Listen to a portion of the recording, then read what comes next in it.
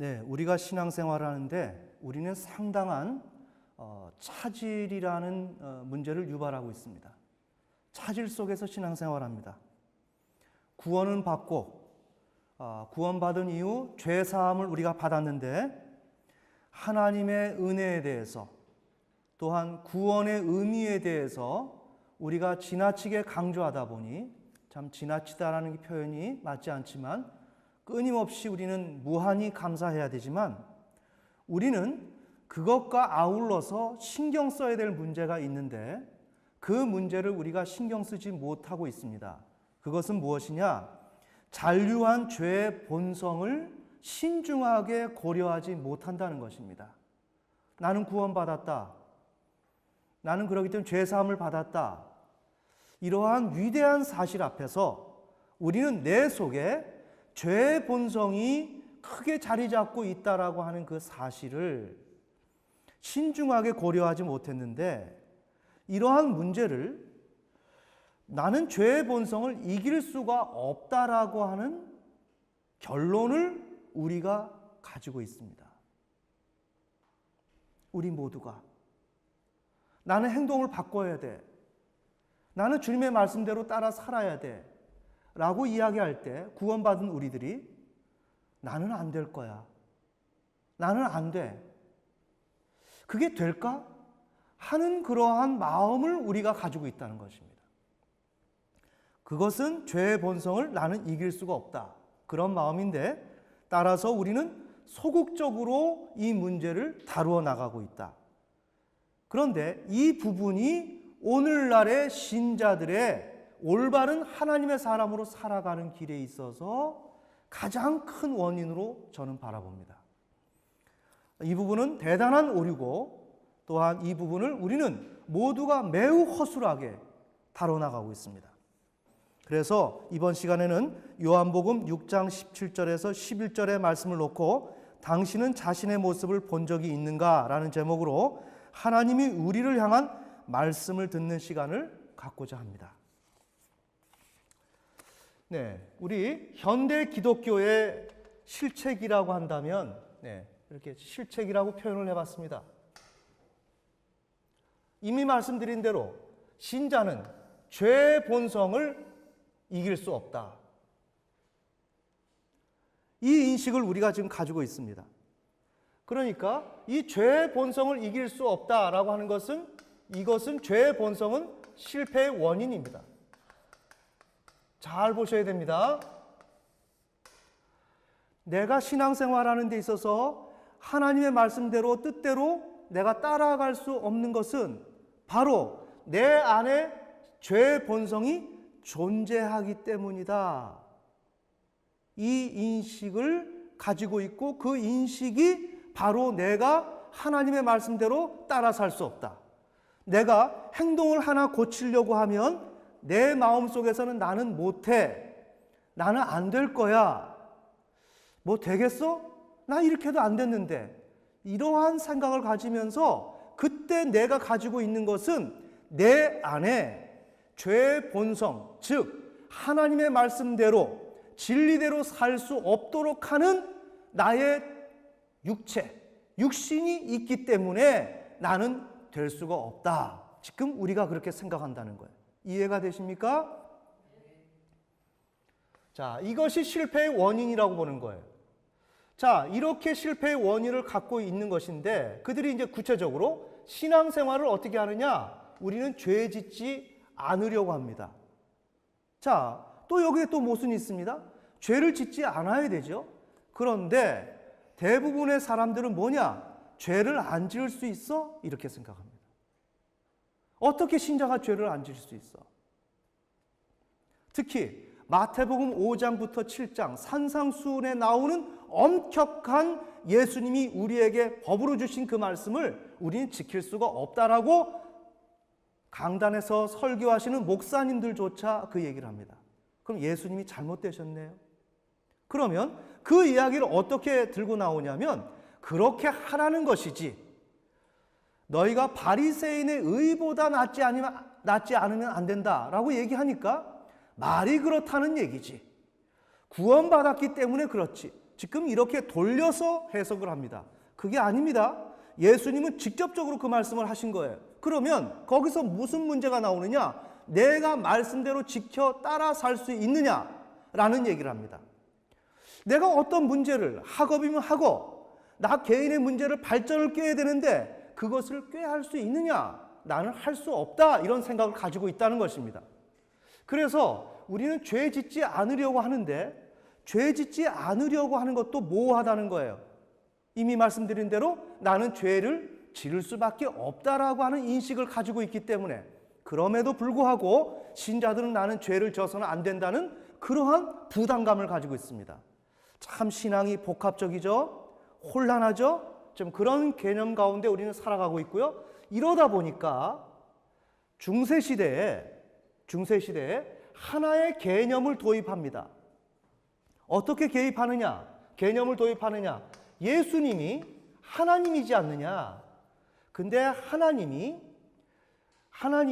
우리 예수님이 하나님이신데 그 예수님은 신성과 인성을 소유하셨다.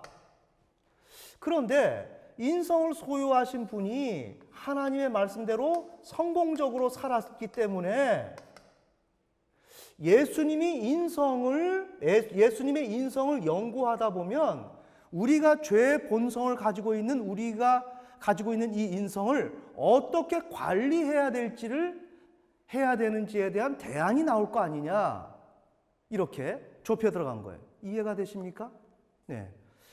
나는 하나님의 말씀대로 따라 살고 죄를 짓지 않으려고 하는데 그 방법이 뭘까? 가만히 생각해 보니까 내가 인성이라는 거예요. 내가 육체를 가지고 있다는 거예요. 사람이라는 거예요. 사람이니까 나는 죄를 지을 수밖에 없지. 나는 잘 안 될 거야. 이 생각을 가지면서 그러면 예수님은 어떻게 인성을 가지셨는데 말씀을 잘 지켰을까? 이렇게 생각할 때 사람들이 여기에서 하나님의 말씀대로 따라 살 수 있다는 하나의 개념을 도입하게 됩니다. 그것이 뭐냐? 381년에 아폴리나리스가 하나의 이단 사상을 가지고 들어오는데 단성론이라고 하는 것입니다. 모노프사이트. 굉장히 중요한 것입니다. 예수님은 신성과 인성을, 양성을 가지고 있는 것입니다. 본성이. 신성과 인성을 두 가지를 가지고 계시는 거예요. 하나님이면서 인간이세요. 이해가 되십니까? 자, 그러한 예수님을 단성이라고 확정을 짓는 거예요. 아니야. 예수님은 하나님이시기 때문에 이 신성이 인성을 포함하고 있는 거야. 신성이 인성 안에 포함되어 있기 때문에 그 인성을 가졌어도 예수님은 말씀대로 따라 살 수 있었던 거지, 이렇게 생각을 한 겁니다. 그렇게 되면서 인성이 그 어떤 것에 의해서 신성화될 수 있다는 마술적 사고가 여기서 발생이 되는 겁니다. 잘 보셔야 돼요. 우리의 고질적인 연약함이 그 어떤 것에 의해서 신성화될 수 있다. 예수님의 케이스를 보면서 인성이 신성화될 수 있다. 인성이 신성에 포함된다. 이 케이스를 보면서 이것을 통해서 우리에게도 그렇게 될 수 있다라고 하는 가설을 여기서 건져내는 거예요. 그래서 인성이 그 어떤 것에 의해서 신성화될 수 있다는 마술적 사고가 이 단성론에서 발생이 되는 거예요. 자, 그렇게 되므로 heavenly body, 신성화된 육체라고 하는 개념을 돌출해내는 거예요. 우리가 인성이 있는데 이 인성을 우리는 비록 신성은 없지만 신성을 우리에게 적용시키고 하나님을 우리에게 개입시키면 나의 연약한 인성이 강화될 것이다. 어떻게? 신성화될 것이다. 굉장히 중요합니다. 우리가 많은 고민을 합니다. 자, 그 예가 뭐예요? 기도 많이 하는 거죠. 잘 보셔야 돼요. 기도를 줄기차게 합니다. 그러면 성령이 나를 붙들어 주셔서 나로 하여금 하나님의 말씀을 지킬 수 있도록 한다. 그럴 것 같죠? 그게 바로 인성을 신성화시키는 신성화된 육체를 추구하는 겁니다. 아멘.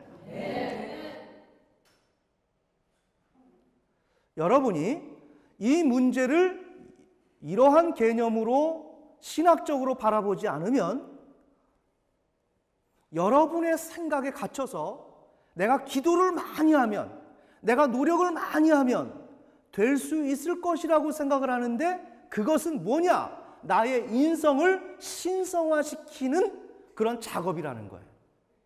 내가 무엇을 하고 있는지를 알아야죠.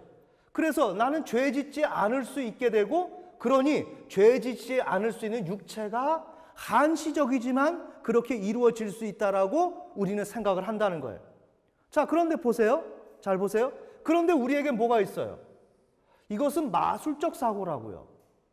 마술적 사고고 우리 몸 안에는 죄의 본성이 그대로 자리 잡고 있는 거예요. 내 마음속에서 그렇게 하고 싶지 아니하는 본성이 존재하는 거예요. 그대로 잔류하는 거예요. 그러면 어떻게 하느냐? 죄의 본성을 극복하려고 노력하지 않아요. 잘 보세요. 죄의 본성이 있으면 이걸 극복해야 되죠. 극복하지 않으려고 하고 마술적 사고, 기도로서 육체를 신성화하려고 우리는 부단히 노력하는 거예요. 그 다음에 기도가 아니면 나의 노력, 그죠? 말씀대로 따라 살아야 돼 순종, 이런 각오, 이러한 것은 바로 마술적 사고로 작용이 되어서 나로 하여금 육체를 이른바 신성화시키는 그러한 작업으로 나를 이끌어간다 이거예요. 제가 왜 이런 얘기를 할까요? 이러한 내용을 모르면 내가 신자가 노력하는 그 의도와 본질이 무엇인지를 모르고 우리는 끊임없이 기도실에서 기도하면서 내 행위가 바뀌어지기를 추구할 것이란 말이에요. 그러나 이것은 기도하는 모습은 매우 좋지만 우리는 그 본질을 완전히 떠나가 있다는 거예요. 자, 바로 그것이 수도원 운동이에요. 명상이 뭐예요? 명상하고 어떻게 하나님과의 신적인 접촉을 통해서 내가 하나님의 뜻대로 살아가려고 노력하는 사람, 그 사람은 뭐예요? 육체를 신성화하는 거예요. 보이세요? 네, 육체를 신성화하는 거예요. 자, 그럼 이렇게 신성화를 하다 보니까 이 사람은 뭐예요? 원인이 육체라는 거예요. 원인이 죄의 본성이라는 거예요. 이 죄의 본성이라고 나는 생각을 하지만 실질적으로 주체가 죄의 본성을 향해서 내가 어떻게 취하고 있는지에 대한 것을 대면하는 것이 필요하다. 그런데 그것을 하지 아니하고 원인이 육체라고 하는 것, 인성이라고 하는 것, 죄의 본성이라고 하는 것을 원인으로 지목하고 그것 때문에 내가 할 수 없다라고 생각하면서 이것을 신성화시키기 위해서 기도와 봉사와 종교의 커리큘럼으로, 훈련으로 우리는 부단히 애를 쓴다 이거예요. 아멘. 네. 그러나 그것이 되겠느냐 이거예요. 그것의 본질은 뭐냐? 나의 육체를, 인성을 신성화시키는 것, 그 이상은 아니다 이거예요. 잘 보셔야 됩니다. 여러분이 그렇게 하면 할수록 여러분의 신앙은 진보가 없습니다. 여러분은 어떻게 되느냐? 주체의 동기를 대면해야 되는 것이 필요하고, 여러분이 기도할 때면 주님이 뭐라고 말씀하세요? 너는 어떤 자냐? 너는 누구냐? 너는 지금 무엇을 하느냐? 어떻게 해야 되겠느냐? 라고 말씀을 하지만 우리는 그 소리를 듣지 않으면서 내 육체를 신성화시키려고 부단히 노력하고 애를 쓴다 이거예요. 이렇게 될 때 우리는 하나님과 가까이 갈 수 없고 하나님의 응답을 받을 수 없고 성장할 수 없고 버려질 수밖에 없다는 거예요. 그러니 오늘 우리가 하고 있는 커리큘럼과 오늘 우리가 하고 있는 교회의 그런 생활들, 신자의 삶들은 원천적으로 되돌아봐야 된다. 아멘. 네. 자, 그러면 그 사례를 어거스틴의 사례를 통해서 우리가 좀 보려고 합니다. 자, 어거스틴은 어떻게 했느냐? 이와 같은 육체를 신성화시키는 작업을 하지 아니하고 주체가 하나님의 진리의 빛을 받아들임으로 말미암아 자신을 대면해서 회개로 이끌어짐으로 성숙으로 갈 수 있었다. 어거스틴은. 네. 자, 어거스틴이 이제 아주 포인트가 되는 말이 왜 내 몸이 내 마음을 따라주지 않는 것인가? 잘 보세요. 왜 내 몸이 내 마음을 따라주지 않지? 왜 내 몸이 내 마음대로 통제가 잘 되지 않지? 우리 그런 생각 있지 않으세요? 내가 해도 안 되니까. 아무리 나는 노력을 하려고 하는데 왠지 모르게 뭐가 안 따라주는 것 같아. 학생들은 열심히 공부하는 것 같아. 근데 점수가 안 나와. 그러면 우리는 어떻게 해요? 내가 머리가 나쁜가 보다 그렇게 생각을 합니다. 우리가 그렇게 많이 속아요. 내가 부족한가 보다 이렇게 생각해요. 그럼 뭐예요? 인성, 죄의 본성, 나의 근본적인 나라고 하는 사람의 무언가 결함이 있지 않느냐라는 식으로 문제의 원인을 돌린다는 거예요. 그렇지가 않아요. 문제의 원인은 거기에 있는 것이 아니에요. 그러면서 우리는 왜 나는 열심히 공부해도 성적이 오르질 않지? 왜 나는 자꾸만 공부를 안 하고 왜 다른 거를 자꾸만 하게 되지? 잘 보셔야 됩니다.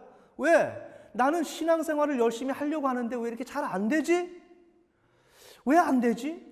이렇게 엉뚱한 생각을 우리가 많이 갖습니다. 자, 그래서 어거스틴은 의지가 박약하다 이렇게 하면서 육체의 모든 문제를 투사를 했어요. 자, 우리가 그렇습니다. 그렇게 하면서 자아가 흔들리게 됩니다. 이 과정을 통해서. 잘 봅시다. 왜 이것을 자꾸만 그리느냐? 오늘 설명드리겠지만 여러분 안에서 일어나고 있는 작용이 무엇인지를 알아야 된다는 거예요. 이미 말씀드린 대로 어거스틴은 육체를 신성화시키는 식으로 마술적으로 신앙생활한 게 아니라 자신의 그 죄악, 음탕하고 음란하고 타락한 삶을 살았던 그것에 대해서 집중적으로 논하는 거예요. 왜 내 마음을 나는 이렇게 통제할 수 없을까? 왜 내 마음속에서 음란한 마음이 들고 왜 내 마음속에서 음란한 행동을 자꾸만 하고 싶은 것일까? 왜 내 마음속에서 하나님의 뜻대로 나는 살고 싶지만 왜 그것이 잘 되지 않는 것일까? 이런 문제를 얘기하는 거예요. 그렇게 될 때 어거스틴 안에서 일어났던 문제는 우리가 충분히 심리학으로 더듬어 볼 수가 있다는 거예요. 왜 이런 말씀을 드릴까요? 우리가 어거스틴처럼 우리가 참여해야 되고 회개해야 되고 회심을 해야 된다라고 얘기를 하지만 그 회심이 어떻게 나에게 일어날 수 있는지를 우리는 알아야 된다 이거예요.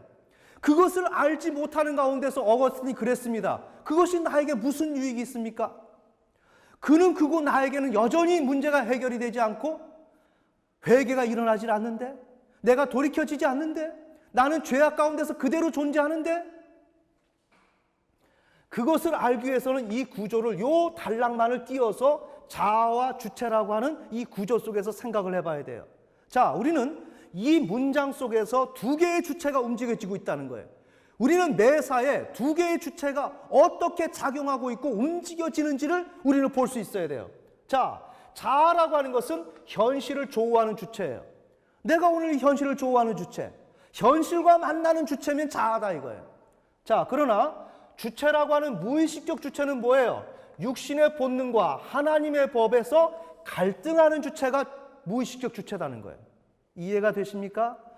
갈등하는 측면에서는 무의식적 주체예요. 현실과 조우하는 주체는 자아다 이거예요. 그러니 이 문장 속에서는 자아와 주체가 동시에 지금 작용하고 있다는 거예요. 이것을 알아야 이른바 어거스틴의 회심, 어거스틴의 회개 그쪽으로 우리도 달려갈 수가 있고 하나님의 은혜를 바라볼 수가 있고 회개의 역사가 일어날 수가 있다는 내용입니다. 아멘. 자, 자아가 현실을 조우하죠. 자, 이 내용이 뭐예요? 현실을 제대로 살아갈 수 없음을 지금 토로하고 있죠. 맞나요? 왜 나는 내 마음을 내 몸이 내 마음을 따라주지 않지? 현실에서 지금 토로하고 있잖아요. 그러면 이럴 때 자아가 등장했다. 여기에서 자아를 만져야 된다는 거예요. 우리가 내 자아가 어때서 말을 하면 무엇을 하느냐 이거예요. 그 자아가 도대체 어디에 존재하는데 이 센텐스 안에 존재한다. 자아는 언어 속에 존재한다. 아멘. 네. 자, 그러면 주체는 뭐예요? 육신의 본능과 하나님의 법. 여기 하나님의 법이죠. 이 주체는 육신과 하나님의 법 사이에서 갈등하는 주체라는 거죠. 이게 무의식의 주체라는 거죠. 왜 내 몸이 내 마음을 따라주지 않는 것인가? 나 하나님의 뜻대로 나는 거룩한 삶을 살고 싶은데, 나는 온전한 신앙생활을 하고 싶은데, 나는 제대로 가고 싶은데 왜 안 되는 것일까? 이것은 뭐예요? 육신과 하나님의 법 사이에서 갈등하고 있는 거죠. 아멘. 네. 바로 이와 같이 이러한 개념 속에서 무의식적 주체가 지금 이렇게 활동하고 있다는 것을 언어 속에서, 문장 속에서 내가 찾아내야 되고, 그러한 주체를 내가 만나고 그 주체를 관리해야만 내 신앙생활이 향상이 된다. 아멘. 네. 자, 어거스틴이 반복적인 실패를 했습니다. 육신과 하나님의 법 사이에서. 이렇게 하면서 나는 왜 내 마음대로 되지 않는 것일까? 이것은 뭐예요? 내게 무언가 결함이 있는 것은 아닐까? 뭐예요? 육신에게 투사를 했죠. 자, 육신이 이겨서 고통 없이 살기를 원하는, 육신을 이겨서 고통 없이 살기를 원한다. 지금 어거스틴이 그 얘기를 하는 거예요. 나는 육신만 이기면 좋겠어. 근데 내게 고질적인 육신이 존재하고 있어. 우리 기독교인들 죄의 본성이 있어. 나는 죄를 이길 수 없어. 누가 하나님의 말씀대로 다 따라 살 수 있다는 말이야? 인간은 그렇게 될 수가 없어. 죄가 있으니까. 이게 거짓말이에요. 하나님의 심판이 여기 있는 거예요. 하나님께서 말씀하셨지만 그 말씀을 우리는 성경에서 송두리째 부인해버리는 거예요.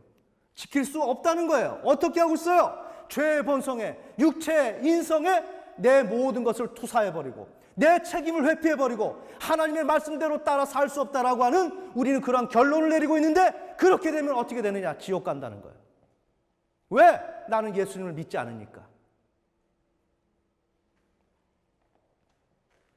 이렇게 되면 이 문제를 해결하려면 어떻게 되느냐? 기존 방식의 회의를 느껴야 돼요. 내가 육신대로 따라 살아왔던 그 삶이 내가 문제가 있다라고 내가 회의를 느껴야 돼요. 왜 안 되는 거지? 회의를 느끼고 있잖아요. 여러분 속에서 왜 안 되는 거지? 회의를 느끼고 있잖아요. 그 회의를 느끼고 있는데 왜 여러분들 그것을 통과하시는 거예요? 왜 내게서 잘 일어나지 않고 성공적으로 이루어지지 않을 때 그 문제를 왜 다뤄 나가지 못하고 왜 나의 자원에 대해서, 나의 IQ에 대해서, 나의 어떤 그 나라고 하는 그 자체에 대해서 문제를 돌려버리고 나의 그 책임을 회피해버리냐 이거예요. 이렇게 하면서 하나님을 필요로 할 때 하나님의 은혜가 도래한다는 거예요. 그래서 로마서 13장 11절에서 14절의 말씀을 놓고 어거스틴이 변화가 일어나게 됩니다. 이 말씀을 보면서 진리의 빛이 도래했습니다. 자다가 깰 때가 되었다. 자다가 깰 때가 됐다. 이제 어둠의 일을 벗어버려라. 왜 그럴까요? 하나님의 말씀이 어거스틴에게 다가오므로 그 말씀은 빛인데 그 말씀이 자신을 비춰줬다 이거예요. 아멘. 자신을 비춰줌으로 내가 어떤 사람이라는 것, 어둠을 쫓아왔고 음란했고 음탕했고 타락한 삶을 살아왔던 자기 자신을 말씀을 통해서 비춰볼 수가 있었다 이거예요. 그러면서 자신을 대면한 거예요. 뭘까요? 지금까지 육체에 투사해왔고 죄의 본능에 투사해왔던 어거스틴이 이제는 내가 그 죄의 본능을 사랑했고 내가 육체를 사랑했다. 그렇게 살아왔던 자기 자신을 발견할 수 있었다는 것입니다. 아멘. 네. 결론의 말씀을 맺겠습니다. 하나님은 아브라함에게 25년 동안 아브라함을 다루어서 이삭을 주시고 모리아 산에서 이삭을 바치게 합니다. 너는 정말 나를 믿느냐? 너는 정말 나를 믿느냐? 그것을 바라보시는 거예요. 너 정말 나를 믿니? 그 믿음이 있니? 그것을 얘기하는 것입니다. 그것이 확인되었을 때 하나님은 아브라함을 축복해 주셨습니다. 아멘. 네. 자, 오늘 우리의 신앙생활을 막연하게 끌고 가면 안 된다는 거예요. 오늘은 우리에게 주어져 있는 것은 뭐예요? 죄의 본성을 내 혼이, 나라는 사람이 그것을 이길 마음을 가지고 죄와 싸워나가라는 거예요. 아멘. 네. 그런데 우리는 그것을 싸워나가지 않아요. 여러분이 전폭적으로 주님 앞에 기울지 못하는 그러한 아주 애매한 태도,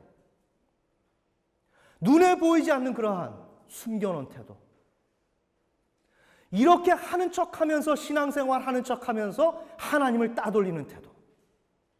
그러면서 여전히 나는 육신과 물질과 세상에 마음을 두고 있는 나의 태도. 그것은 얼마든지 가져가도 됩니다.